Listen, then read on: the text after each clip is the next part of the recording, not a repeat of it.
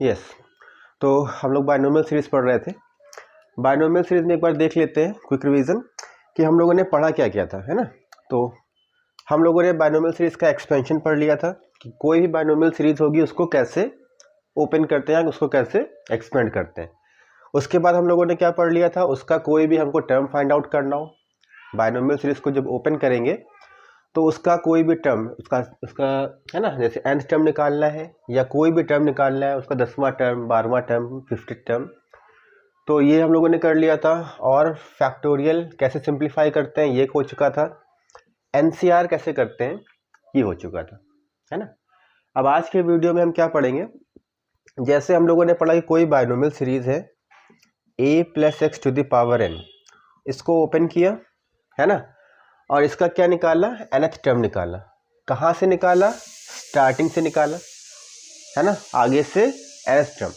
अब क्वेश्चन क्या आएगा कि इसके एक्सपेंशन में पीछे से, है ना, पीछे से कोई एक term, pth term find out करना। अभी तक हम लोग क्या कर रहे हैं कि कोई सीरीज दी गई है, बायनोमियल सीरीज दी गई है, जब हम इसको ओपन कर रहे हैं तो स्टार्टिंग से तीसरा टर्म या चौथा टर्म या पांचवा टर्म हमको फाइंड आउट करना होता है। अब क्वेश्चन में थोड़ा सा उल्टा कर दिया गया है कि कोई बायनोमियल सीरीज है, इसका आखिरी से तीसरा टर्म या आखिरी से चौथा टर्म क्या होगा इसको बताओ। तो पहले तो हम ये पढ़ेंगे कि pth term from the end क्या होता है किसी बायनोमियल सीरीज का, pth term from the end. तो सबसे पहला टॉपिक है हम लोग का आज का है pth टर्म फ्रॉम एंड। इसके बाद हम लोग पढ़ेंगे कोई बायनोमियल सीरीज दी जाएगी, उसका मिडिल टर्म क्या होता है। कोई बायनोमियल सीरीज दी जाएगी, उसका ग्रेटेस्ट टर्म क्या होता है। कोई बायनोमियल सीरीज दी जाएगी, उसका हमें क्या करना है, ऐसा टर्म बताना है जहाँ पे वो क्या हो, इंडिपेंडेंट टू x हो, मतलब x⁻0 हो, मतलब वहाँ पे x हो ही ना, है ना।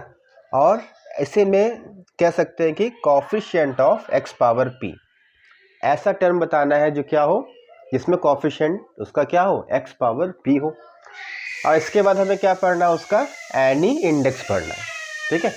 एक क्वेश्चन दिया गया है, क्वेश्चन है कि x + 2a⁵, इसका हमें क्या करना है, सेकेंड टर्म फाइंड आउट करना है। कहाँ से फाइंड आउट करना है, एंड से, है ना। तो अगर ऐसा क्वेश्चन आ रहा है तो हमको क्या करना होता है, सबसे पहले तो फॉर्मूला अप्लाई करेंगे। जो टर्म है, टर्म क्या हो जाता है, फॉर्मूला क्या है, यहाँ पे जो n है वो क्या है, पावर 5, और जो टर्म हमको फाइंड आउट करना है उसे क्या कहते हैं, p। तो p की वैल्यू क्या हो गई, 2, है ना। तो जो फॉर्मूला बनता है वो क्या बनता है, n - p + 2, 2th term from, है ना, फ्रॉम बिगनिंग, है ना। जब भी हमसे लास्ट का टर्म पूछा जाएगा, जैसे ये बायनोमियल सीरीज है, इसमें क्या पूछा गया है कि इस सीरीज को जब हम ओपन करते हैं तो इसके एंड पॉइंट से सेकंड टर्म क्या होगा। तो हम एंड से सेकंड ना बता के स्टार्टिंग से इसका टर्म बताते हैं कि स्टार्टिंग से कौन सा टर्म होगा। तो उसका फॉर्मूला होता है, स्टार्टिंग से टर्म का फॉर्मूला क्या होता है, n - p + 2th term from the beginning, है ना। तो अब यहाँ पे वैल्यू पुट कर देंगे, n की वैल्यू 5, p की वैल्यू 2 और +2, तो क्या आ गया हमारे पास, 5th टर्म फ्रॉम बिगिनिंग, ठीक है, समझे। तो जो स्टार्टिंग से पांचवा टर्म है वही पीछे से क्या है, दूसरा टर्म है। इसको एक तरह से और भी देख सकते हैं, जैसे पावर क्या है यहाँ पे 5 है, तो टोटल नंबर ऑफ टर्म्स कितने हो जाएंगे, 6 हो जाएंगे। अब 6 हो गए तो मान लो ये पहला, दूसरा, तीसरा, चौथा, पांचवा, छठा, तो ये हमारे पास 6 टर्म है। अब हमसे पूछा क्या गया है, पूछा गया है कि आखिरी से दूसरा टर्म, तो आखिरी से दूसरा टर्म ये होगा ना, है ना। तो आखिरी से दूसरा टर्म हमको ये बताना है क्या होगा। तो यहाँ पे हम देख सकते हैं कि ये क्या है, फर्स्ट टर्म, ये सेकंड टर्म, ये थर्ड, ये फोर्थ, तो ये क्या हो गया, स्टार्टिंग से 5th टर्म और लास्ट से सेकंड टर्म, समझे। तो अगर छोटी पावर दी गई है तो हम ऐसे बना के भी कर सकते हैं, हमें फॉर्मूले की ज़रूरत नहीं है। और मान लो यहाँ पे बहुत बड़ी पावर दे दी जाती, 17, 18 या 100 पावर दे दी जाती, तब तो ऐसे लाइन खींच के बना ना पाते कि जैसे पावर 100 दे दी गई है तो हम 101 लाइन खींच के फिर देखते कि स्टार्टिंग से क्या है एंड से क्या है ना। तो जब भी छोटी पावर दी जाएगी तो अब तो हम ऐसे करके देख सकते हैं कि पीछे से क्या है और आगे से क्या है। अब यहाँ पे हमको पता है कि जो स्टार्टिंग से 5वां टर्म है वही पीछे से क्या है, दूसरा टर्म है। तो यहाँ पे हम T5 निकाल सकते हैं। तो T5 का फॉर्मूला क्या होता है, NCR first term to the power n-r and second term to the power r। अब यहाँ पे n की वैल्यू है 5, r की वैल्यू है 4। फर्स्ट टर्म हमारे पास है x टू द पावर क्या हो जाएगा 5 - 4, और सेकेंड टर्म है 2a टू द पावर क्या हो गया 4 हो गया।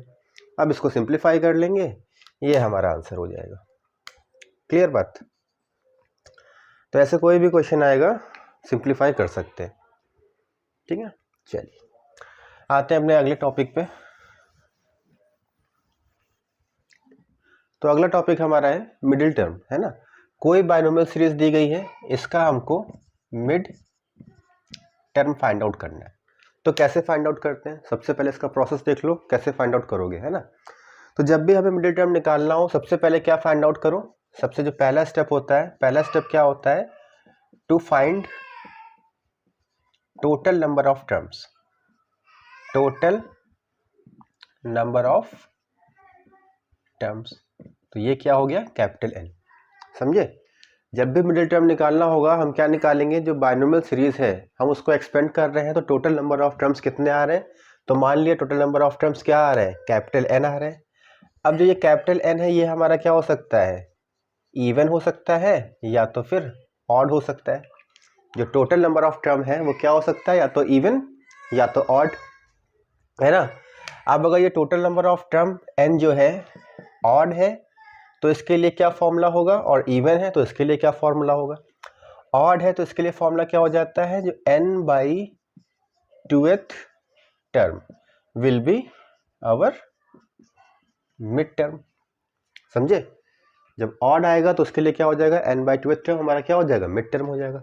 और जब इवन आएगा तो उसके लिए फॉर्मूला क्या हो जाएगा, n+1/2th term and n+1/2 plus 1th term. 1 minute. जब n हमारा इवन आएगा तो क्या हो जाएगा, तो हो जाएगा n/2th term and n/2 plus 1th term. समझे बात को। फिर से देखो, जब ऑड होगा, n की वैल्यू क्या है, ऑड है, तो फॉर्मूला क्या होगा, n+1/2th टर्म हमारा मिडिल टर्म होगा। जब n की वैल्यू इवन है तो क्या होगा, n/2 और n/2 प्लस 1। तो ध्यान क्या देना है, ध्यान देना है कि जब हमारा total number of term odd है तो एक मिडिल टर्म आना है, और जब टोटल नंबर ऑफ टर्म्स हमारे इवन है तब 2 मिडिल टर्म आने हैं। क्लियर बात। चलिए अब इसका क्वेश्चन देखते हैं, किस टाइप से क्वेश्चन आना है और कैसे हमको इसका सोल्यूशन देना है।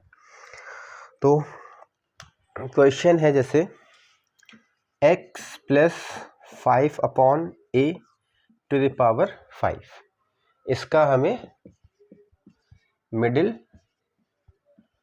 टर्म बताना है क्या होगा, है ना। x + 5/a to the power 5, इसका मिडिल टर्म क्या होगा ये हमको फाइंड आउट करना है।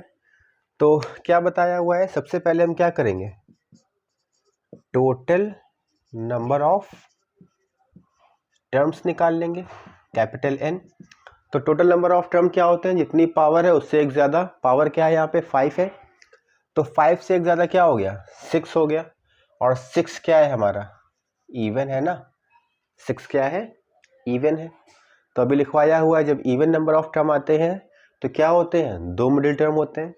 तो फॉर्मूला हमारे पास है, तो मिडिल टर्म का फॉर्मूला क्या हो जाएगा, मिडिल टर्म क्या हो जाएगा, n/2 and n/2 plus 1th, n/2th और n/2 प्लस 1th टर्म। ये हमारा क्या हो जाएगा, मिडिल टर्म हो जाएगा। अब n की वैल्यू पुट कर दो, जब 6 पुट करेंगे तो ये क्या आ जाएगा, थर्ड टर्म, और ये क्या आ जाएगा, फोर्थ टर्म। समझे बात को। जब वैल्यू पुट करेंगे तो हमारे पास क्या आ रहा है, जो तीसरा टर्म है और जो चौथा टर्म है वो हमारा क्या है, इस बाइनोमियल सीरीज का मिडिल टर्म है। अब T3 और T4 निकालना आता है सबको। T3 कैसे आ जाएगा, 5c2 first term to the power 5 minus 2 और जो सेकेंड टर्म है 5 अपॉन ए इसकी पावर 2। 5c2 को सिंप्लीफाई करना आता है 5 into 4 upon 2 into x power 3 into 25 upon a square. इसको और सिंप्लीफाई कर लो, क्या हो जाएगा 250 x cube upon a square. तो ये हमारा आ गया T3। सेम ऐसे ही फोर्थ टर्म निकालना है तो T4 इज इक्वल टू क्या हो जाएगा 5c3 first term to the power 5 minus 3 and जो सेकेंड टर्म है 5 अपॉन ए इसकी पावर 3। अब इसको सिंप्लीफाई कर लेंगे तो ये 5 4 3 अपॉन 3 2 1 एक्स पावर 2 25 125 अपॉन ए पावर 3। सिंप्लीफाई कर लेंगे 3 to 3 इससे 2, आंसर क्या आएगा 1250 एक्स पावर 2 अपॉन ए पावर 3। तो दो मिडिल टर्म आ रहे हैं, पहला मिडिल टर्म क्या आ रहा है, पहला मिडिल टर्म ये आ रहा है और दूसरा मिडिल टर्म ये आ रहा है। बात क्लियर हुई है ना। तो जब भी हमारे पास total number of term even आने हैं तो मिडिल टर्म कितने आएंगे, दो आएंगे। पहला मिडिल टर्म ये हो गया और दूसरा मिडिल टर्म ये हो गया, है ना। अब सेम इसी क्वेश्चन को ही देख लेते हैं। अगर यहाँ पावर 5 ना होती, पावर 6 होती, है ना, पावर क्या हो जाती 6 हो जाती, पावर क्या है 6 है, ठीक है। अब अगर पावर 6 है तो हमारे पास टोटल नंबर ऑफ टर्म कितने हो जाएंगे, टोटल नंबर ऑफ टर्म 6 + 1 7 हो जाएंगे और 7 क्या है ऑड है, 7 क्या है ऑड है। तो बताया जा चुका है कि जब भी हमारे पास total number of term odd होंगे तो कितने मिडिल टर्म आने हैं, एक मिडिल टर्म। तो फॉर्मूला क्या होता है, फॉर्मूला होता है जो मिडिल टर्म का फॉर्मूला है क्या होता है n+1 अपॉन 2th टर्म हमारा मिडिल टर्म हो जाएगा, समझे। अब यहाँ पे n की वैल्यू 7 पुट कर देंगे तो 7 + 1 8, 8 अपॉन 2 जो फोर्थ टर्म है वो हमारा क्या है इस बाइनोमियल सीरीज का मिडिल टर्म है ना। अब T4 निकाल सकते हैं तो T4 इज इक्वल टू क्या हो जाएगा, n की value 6 C3 first term to the power 6 minus 3 और जो सेकेंड टर्म है 5 अपॉन ए इसकी पावर 3। सिंप्लीफाई कर लो, 6 C3 को सिंप्लीफाई करेंगे तो 6 5 4 अपॉन 3 2 1 एक्स पावर 3 125 अपॉन ए क्यूब, है ना। इसको और सिंप्लीफाई कर लो 3 2 6। तो जो आंसर आएगा हमारा T4 ये क्या आ जाएगा 0 4 3, इसमें 2 का मल्टीप्लाई करेंगे तो कितना आ रहा है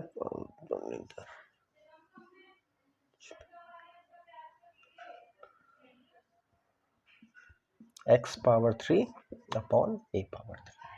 तो हमारा आंसर क्या आ रहा है 2500 एक्स पावर 3 अपॉन ए पावर 3। क्लियर बात। तो मिडिल टर्म क्लियर हो गया होगा इवन के लिए भी और ऑड के लिए भी। अब कोई भी क्वेश्चन आएगा सेम ऐसे ही प्रोसेस अप्लाई करना है, समझे ना बात को। क्वेश्चन को याद नहीं करना है, उसका प्रोसेस याद करना है। अगर एक प्रोसेस हमको आता है अच्छे से तो अब यहाँ पे कितने भी क्वेश्चन हो, यहाँ पे कुछ भी लिखा हो, सेम प्रोसेस अप्लाई करना है और सेम आंसर हम लोग को निकालना है, समझे। अब आ जाओ अगले टॉपिक पे। अगला टॉपिक है हमारा कि कोई बाइनोमियल सीरीज दी जाएगी। मान लो बाइनोमियल सीरीज दी गई है कि x upon 2 + 2 to the power 15, है ना। x upon 2 + 2 to the power 15। इसमें हमें क्या करना है, फाइंड आउट करना है, फाइंड ऐसा टर्म जो क्या हो इंडिपेंडेंट टू x हो, है ना। एक ऐसा टर्म हमको फाइंड आउट करना है जो क्या हो इंडिपेंडेंट टू x हो। तो जब भी ऐसा क्वेश्चन आएगा कि टर्म इंडिपेंडेंट टू x, या इसमें कोई भी हम कर देते हैं कि फाइंड ऐसा टर्म बताओ जिसका कॉफिशिएंट क्या हो x पावर समथिंग, है ना, x पावर समथिंग। जैसे इसी पे पहला क्वेश्चन इसको देख लो और दूसरा क्वेश्चन इसी पे देखेंगे कि find the term whose coefficient is x power कुछ भी कह दो 3 4 5 कुछ भी, है ना, 4 हम देख लेते हैं, समझे बात को। मेन चीज़ है उसका प्रोसेस आना। क्वेश्चन कोई भी हो उससे कोई मतलब नहीं, मेन चीज़ है कि अगर इस टाइप का क्वेश्चन आता है तो हमको इसको सॉल्व करने का प्रोसेस पता है या नहीं पता है। अगर पता है तो हम कर लेंगे, अगर नहीं पता है तो फिर फंस जाएंगे, है ना। क्योंकि अगर क्वेश्चन याद कर रहे हैं तो केवल एक ही क्वेश्चन याद हो पाएगा, और अगर प्रोसेस याद है तो कोई भी क्वेश्चन है वो अपने आप से सॉल्व हो जाता है। चलो तो स्टार्ट करते हैं इस क्वेश्चन को सॉल्व करने के लिए। पहले करते हैं टर्म इंडिपेंडेंट टू एक्स। तो जब भी ऐसा क्वेश्चन आएगा कि हमको टर्म निकालना हो या कोएफिशिएंट निकालना हो, सबसे पहले हम क्या लिखते हैं, जनरल टर्म। जनरल टर्म, तो जनरल टर्म का फॉर्मूला क्या होता है, T R plus 1 is equal to N C R, first term X by 2 power N minus are, और सेकेंड टर्म क्या है 2, इसकी पावर आर। तो ये हो गया हमारा जनरल टर्म, समझे बात को, ये हो गया जनरल टर्म। अब क्या करना है, इस पे इसे वैल्यू पुट कर दो, जो वैल्यू हम जानते हैं उसकी वैल्यू पुट कर दो। n की वैल्यू क्या है 15, r हमको पता नहीं है तो r को r लिख दिया, x अपॉन 2 की पावर क्या हो गया 15 माइनस r, और 2 टू द पावर क्या हो गया r हो गया, समझे। अब इसके बाद इसमें क्या करना होता है, इसके बाद जितने भी x हमको दिख रहे हैं, जैसे यहाँ पे हमको x दिख रहा है, यहाँ पे नहीं दिख रहा है। जैसे कोई क्वेश्चन हो सकता है कि यहाँ पे भी x दिया हो, x बाई 2 प्लस 2x दिया हो, है ना। तो यहाँ पे हमें क्या करना है, जितने भी x हैं सबको अलग करना है और बाकी सबको अलग करना है। तो जैसे से ये कर लिया हमने कि 15cr, यहाँ से 1/2 को अलग किया, 1/2 to the power 15 minus are, और यहाँ से 2 को अलग किया 2 पावर आर। अब क्या बच गया, x बच गया, तो x टू द पावर क्या हो गया 15 माइनस आर, समझे। अब बताओ ये बात क्लियर हुई। यहाँ पे हमारे पास केवल एक x था, ये देखो केवल एक x है ना, और कहीं तो x दिख नहीं रहा है। तो हमने क्या किया, जो x है इसको क्या किया, बिल्कुल अलग कर लिया, और बाकी जो सब दिख रहे थे वो सबको क्या किया, अलग कर लिया, है ना। तो अब यहाँ पे आ गए हम लोग। तो ये किसके इक्वल चल रहा है, टी आर प्लस 1 के इक्वल चल रहा है, टी आर प्लस 1। तो ये हमारा हो जाएगा इक्वेशन नंबर 1।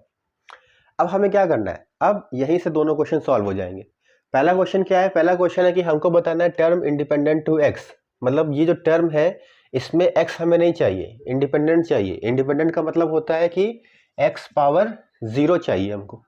तो हमको चाहिए x पावर 0, हमें क्या मिल रही है, x पावर 15 माइनस आर। तो अब यहाँ पे क्या कर लेंगे, लेट कर लेंगे, जो 15 माइनस आर इसे क्या मान लिया, 0 मान लिया, क्योंकि हमको 0 चाहिए था इसलिए क्या किया, 0 मान लिया।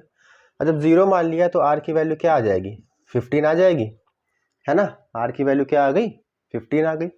अब इसको पुट कर देंगे क्वेश्चन नंबर 1 में, तो क्या मिल गया, t 16, 15 प्लस 1 क्या हो गया, t 16।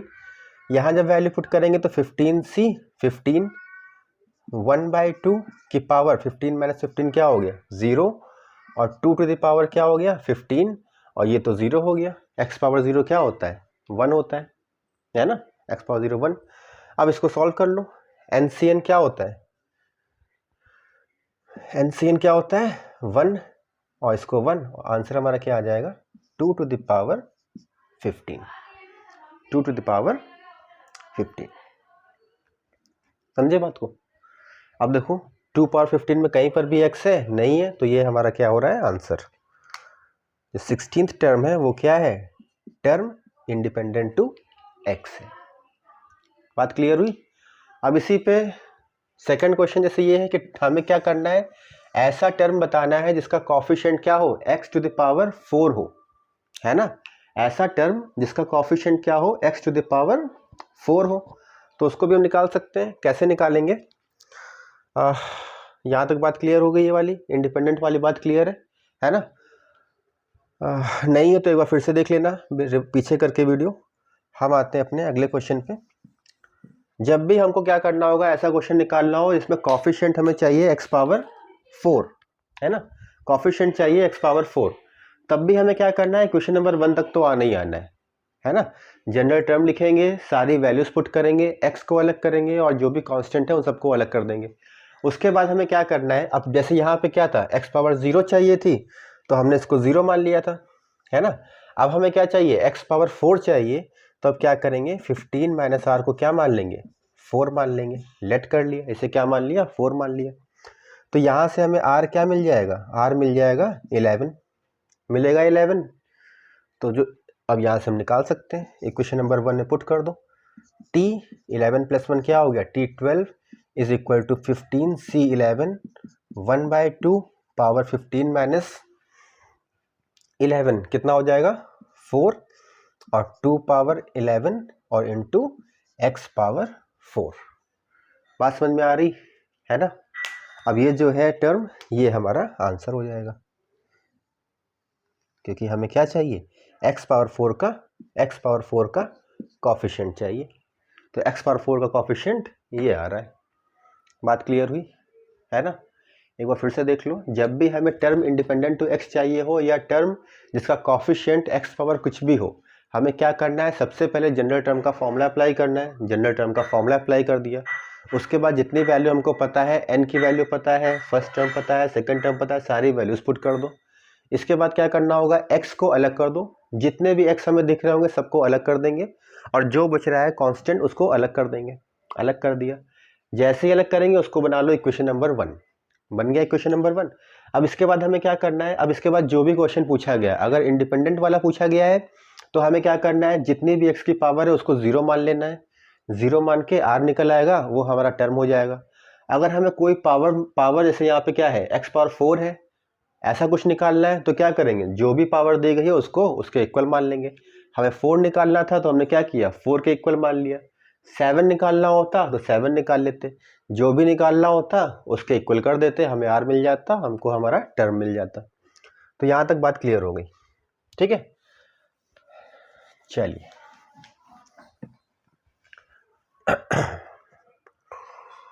अब अगला टॉपिक है ग्रेटेस्ट टर्म, है ना।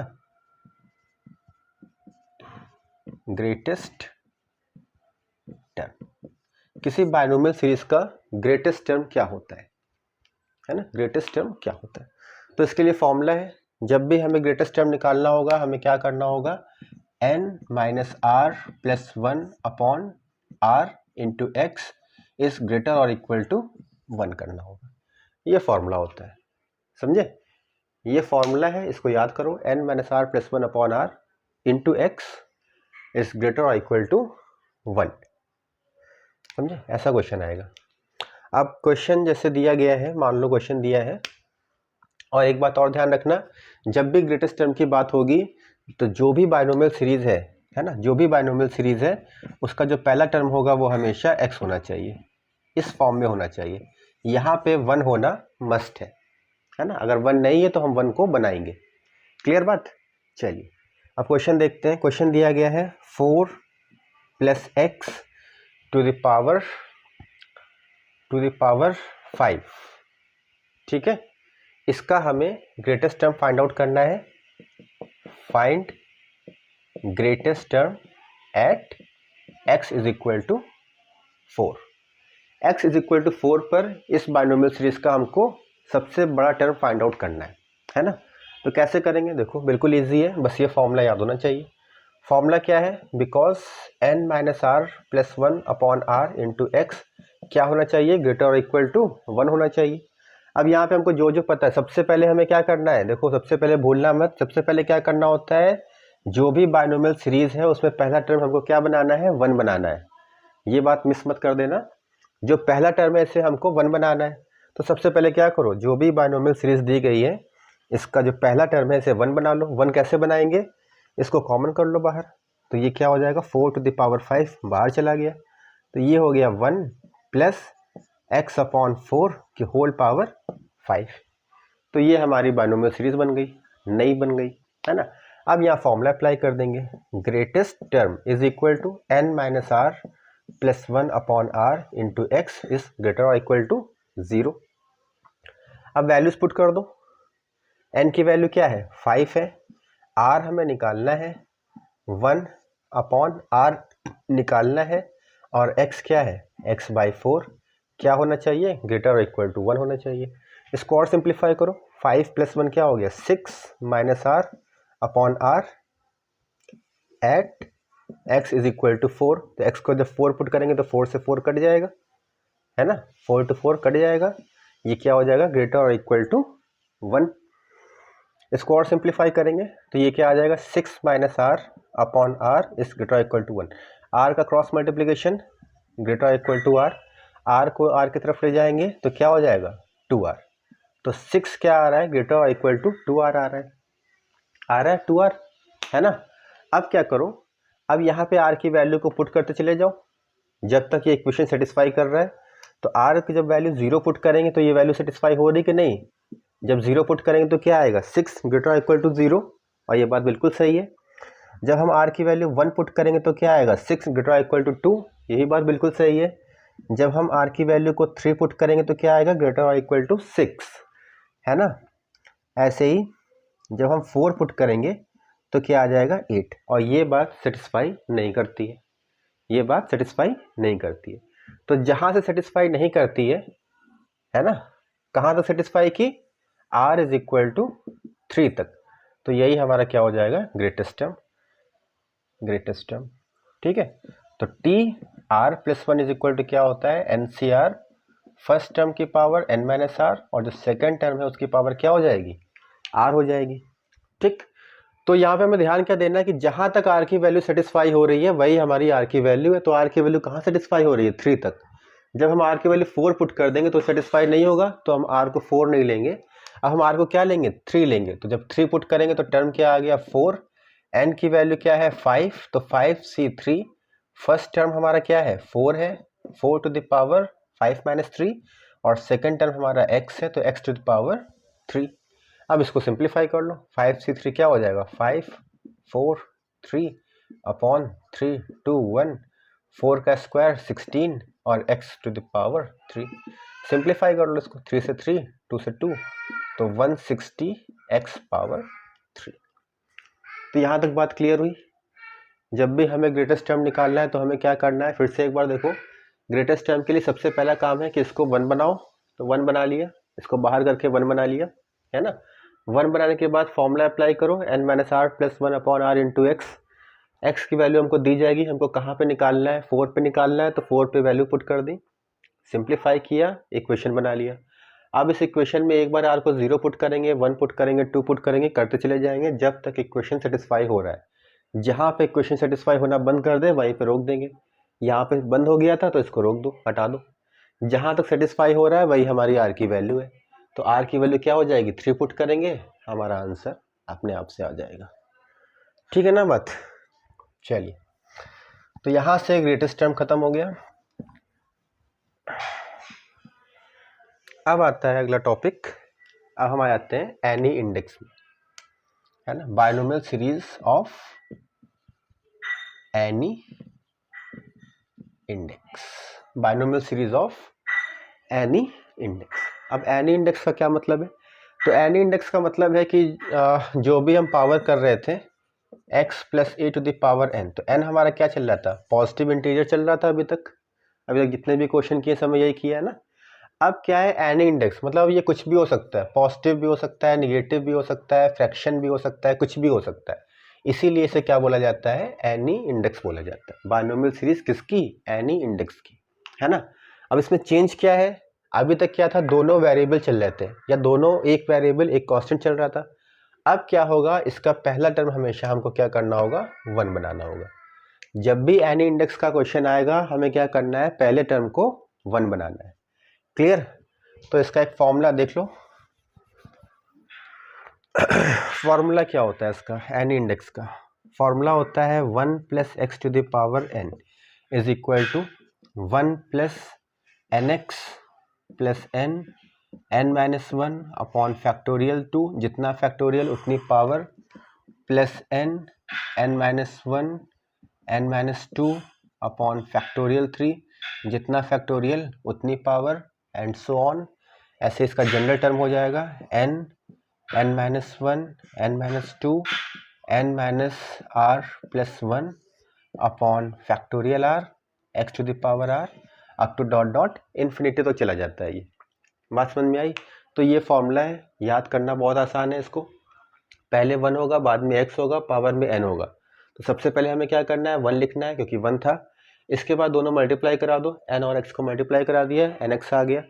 अब n को घटाते जाओ, x की पावर बढ़ाते जाओ, n को घटाया n(n-1), जितने ऊपर लिखे उतने का फैक्टोरियल कर दो। ऊपर कितने टर्म लिखे हैं? 2 टर्म, तो नीचे फैक्टोरियल आ गया 2 का। अब जितना फैक्टोरियल उतनी पावर, यहाँ पावर 1 थी, यहाँ पावर 2 हो गई। अब इसमें एक और घटा दो, n(n-1), n-2, 3 टर्म हो गए तो फैक्टोरियल 3, फैक्टोरियल 3 तो पावर 3 चलता चला जाएगा। ऐसे इसका जनरल टर्म आ जाएगा। जनरल टर्म में क्या हो जाएगा? n(n-1), n-2, n minus r plus 1 upon r x power r, ये ऐसे चलता चला जाएगा। समझे बात को? अब इसमें चेंज क्या है? चेंज ये है कि अगर यहाँ पे निगेटिव का साइन आ जाए, 1 minus X to the power n आ जाए, है ना, तो फॉर्मूला सेम रहेगा। बस हमें क्या करना है? अल्टरनेट प्लस माइनस, पहला टर्म प्लस का, फिर माइनस का, फिर प्लस का, फिर माइनस का, ये ऐसे चलता चला जाएगा। और जनरल टर्म में क्या आ जाएगा? -1 टू द पावर r आ जाएगा। बाकी जैसा है वैसे चलता चला जाएगा, है ना। बस अब जो चीज़ हम लोग बाइनोमियल में कर रहे थे पॉजिटिव के लिए, पॉजिटिव इंडेक्स के लिए, वही सब कुछ हमें क्या करना है? एनी इंडेक्स के लिए करना है। सेम ऐसे ही जैसे क्वेश्चन आ गया। क्वेश्चन क्या है कि 1 + 3x टू द पावर 5, इसे हमें क्या करना है? एक्सपेंड करना है। इसे हमें क्या करना है? इसका थर्ड टर्म हमको फाइंड आउट करना है ना। इसका हमको जनरल टर्म फाइंड आउट करना है। तो सारे क्वेश्चन सेम रहेंगे और सबका प्रोसेस भी सेम है ना। अब यहाँ बच हम किससे गए? एनसीआर से बच गए, है ना। जो वहाँ पे हम एनसीआर का फॉर्मूला अप्लाई करते थे, अब वो फॉर्मूला नहीं अप्लाई करना पड़ेगा। अब बाकी सब कुछ सेम है। तो एक्सपेंड करना है, तो एक्सपेंड कैसे करेंगे एक बार देखो। सेम क्वेश्चन, इसे हमें एक्सपेंड करना है ना। तो एक्सपेंड करने के लिए क्या कर देंगे? 1 प्लस, इसको हमें पूरा ओपन करना है ना। 1 प्लस दोनों को multiply, 5 × 3 15x plus 5 minus 1 upon factorial 2 3x to the power क्या? 2।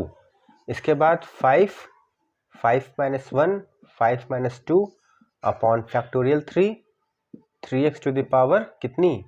3। बस इसको डॉट डॉट कर दो, ये हमारा आंसर आ जाएगा। किसी बाइनोमियल सीरीज को जब भी एक्सपेंड करना है तो ऐसे एक्सपेंड कर दो। क्लियर है बात, है ना। अब इसका हमें थर्ड टर्म फाइंड आउट करना है, तो हम बता सकते हैं पहला, दूसरा, तीसरा, ये टर्म हमारा क्या है? थर्ड टर्म है ना। इसका हमें जनरल टर्म बताना है, तो जनरल टर्म ये है, यहाँ पे वैल्यू पुट कर दो, ये हमारा इसका जनरल टर्म आ जाएगा। ठीक है, तो आज के लिए इतना ही रखते हैं। अगले टर्म पे एनी इंडेक्स के जो 2-3 क्वेश्चंस हैं उसको सॉल्व करेंगे, उसके बाद आगे आ जाएंगे हम लोग। ठीक, चलिए।